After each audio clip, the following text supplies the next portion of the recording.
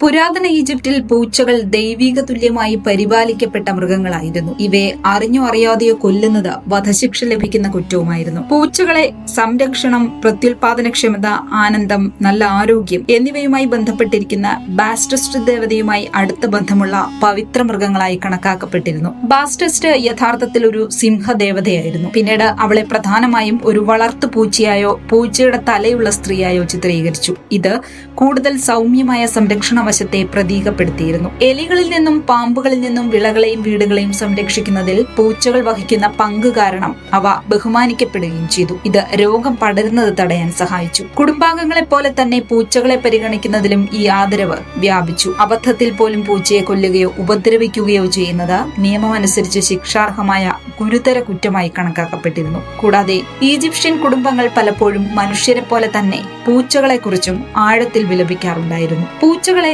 ചിലപ്പോൾ ആഭരണങ്ങൾ കൊണ്ട് അലങ്കരിച്ചിരുന്നു. ഉടമസ്ഥരുടെ മേശകളിൽ ഇരുന്ന് ഭക്ഷണം കഴിക്കാൻ അനുവദിച്ചിരുന്നു. സൂര്യദേവനായ റായുടെ മകളായി അറിയപ്പെടുന്ന ബാസ്റ്റസ്റ്റ് വീടുകളെയും രാജകുടുംബത്തെയും തിന്മയിൽ നിന്നും രോഗങ്ങളിൽ നിന്നും സംരക്ഷിക്കുമെന്നാണ് വിശ്വസിക്കപ്പെട്ടിരുന്നത്. ഇത് പൂച്ചകൾക്ക് ആരോപിക്കപ്പെട്ടിരുന്ന സംരക്ഷണ ശക്തിയെയും പ്രതിഫലിപ്പിക്കുന്നു. ബാസ്റ്റസ്റ്റിന് സമർപ്പിച്ചിരിക്കുന്ന ക്ഷേത്രങ്ങളിൽ നിന്ന് കണ്ടെത്തിയ പൂച്ച മമ്മികളും പ്രതിമകളും ഉപയോഗിച്ച് പൂച്ചകളോടുള്ള ഈ ആരാധന ഈജിപ്ഷ്യൻ സംസ്കാരത്തിലും മതത്തിലും ദൈനംദിന ജീവിതത്തിലും ആഴത്തിൽ വേരൂന്നുകയും ചെയ്തിരുന്നു.